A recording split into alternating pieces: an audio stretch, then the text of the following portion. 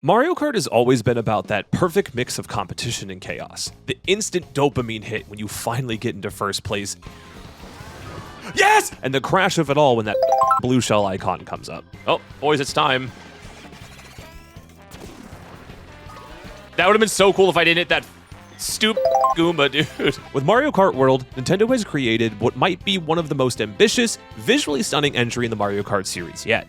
But it's also one that makes some surprisingly dumb choices along the way. After spending about a month with the game now, I've dove into almost every corner of the game. I'm kinda convinced it's a new high point for the series, though that's really not without some quirks that Nintendo always likes to put in some of these games, and it's gonna leave some people kinda confused. Let's take a proper look into what makes Mario Kart World so special, and where it might have missed some of those opportunities.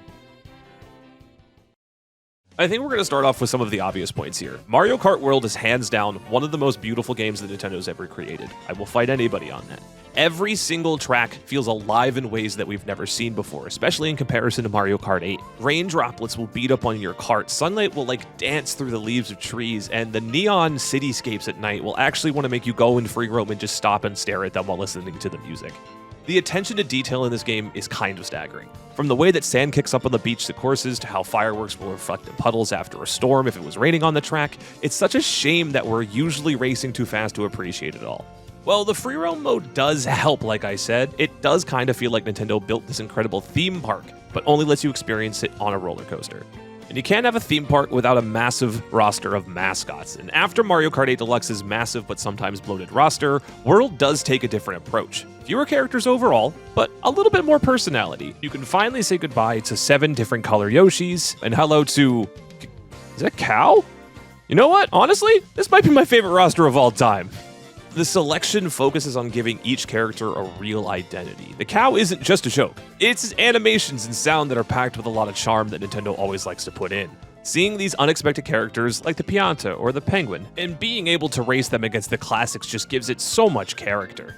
That being said, I do wish we would have gotten just a few more fan-favorite characters, maybe some other things out there to round it out, but I know Nintendo's probably going to make DLC in the future. Characters are going to get added. There's no reason to be up in arms about character selection. I'm playing it just as the cow. And if there's one more aspect I can hit on in Mario Kart World that I think is completely and unquestionably perfect, it's the soundtrack. This isn't just a great Mario Kart soundtrack. This might be one of the best soundtracks that Nintendo has ever put together. Every track gets a genuinely perfect arrangement. It's like God gave you headphones that were specifically meant to hear this. It honors all of the history while feeling so fresh. The jazz band covering by the Mario 64 file selection music, perfect. Don't need anything else. The way that the classic Mario Kart themes have been reimagined in this as well, it's beautiful full orchestration. Breathtaking. The new compositions as well are also going to be instant classics. What's incredible is how the music dynamically changes during the races too. It's building during close competitions, shifting when you take the lead, maybe a little quieter when you fall back, trying to pep you up sometimes when you're in the middle of a race as well. It's not just the background noises either, it's active participation in the race experience. You will find that on multiple playthroughs of tracks, the music just hits every single time. Now, before I get on to my gripes, I will say that there is one kind of 50-50 mode in the game that kind of is really good when you're playing locally, but not really great when you're playing online, and that is obviously Knockout Tour. It is kind of the undisputed star when it comes to the tracks right now. I kind of like playing that more than Grand Prix sometimes. It's a little more interactive, a little more interesting. You're staying in the whole time. I mean, a 24-player Battle Royale mode in Mario Kart may be the most fun I've ever had offline with friends. It's perfectly chaotic in a way that it can only be handled offline. Obviously, I'll talk about the online in a second. It's kind of a perfect evolution of Mario Kart. This is where it could have gone. This is where it should go. I like this idea. Not the game as a whole, but just as a mode. Now, I've heard the online is a much, much different experience. I've seen the people speedrunning and getting time trials done. I've seen Clint Stevens and his stuff. I've seen the world records. People are much better than me online. I'm probably never going to touch the online for it unless I'm forced to. But Knockout Tour offline is really fun. I will say, though, 24 players in the mode is absolutely crazy. There is so much stuff going on, I can barely keep up with it. And now, for all its brilliance, Mario Kart World does leave some opportunities on the table. The free roam mode, while really beautiful, the game looks great, it does feel undercooked. It's a really nice sandbox with enough things to go out and chase, but I do kind of wish, and I agree with Donkey on his take on this, I wish they would have kept this mode hidden and gave it to you as an unlockable at the end of the game, and I just feel like it would have gone over way differently that way. I feel like the mode would have been fresh, would have been something good to do after everything else, but having it unlocked at the start kind of felt weird. The item pool also feels a little lackluster in some way. While I love all of the new characters, I kind of wish they would have brought like character-specific items, like that they had Double Dash. I feel like that should have been a thing that came back a long time ago. It feels like a missed chance to add more depth back into the game. I know bigger item pools make it way more chaotic, but I feel like some things could have been changed out. It kind of feels samey now. The most puzzling thing is a lack of a proper mission or challenge mode. I liked the one from Mario Kart DS, and I kind of wish they could have brought something like that. I'm just kind of curious on why they haven't brought anything like that back. Might have given the game a little more single-player longevity. These aren't really deal breakers for me. I'm just kind of curious to why these things were omitted from the game. I just think that it could push the series forward in a way that it hasn't in a long time. Now that we have like the game-specific stuff out of the way, I do have to talk about kind of an elephant in the room.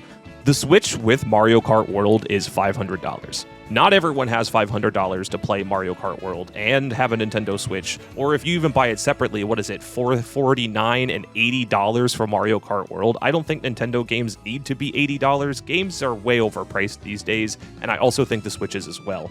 I think a lot of this kind of harkens back to what I talked about in my games industry situation video and what was going on there. You should check that out if you haven't yet. Nintendo at its highest is the kind of Nintendo that I don't enjoy. Nintendo at its best is always when they're the underdogs. When the Wii U failed, they came back with the Nintendo Switch and they were finally coming back up. But when the Nintendo Switch came out, they started really creaking back when they saw the success of it. They started going back on a lot of things they were getting better at, better things with player support and, just interacting with the community and being better with it. They just have fallen back so hard on a lot of that, and it's really hard to talk about all of this without even thinking about mentioning this at all. There's a lot of issues with Nintendo as a whole, and I do understand if that makes you not want to play the game. I have it, I enjoy it, but if you can't and you won't, I completely understand.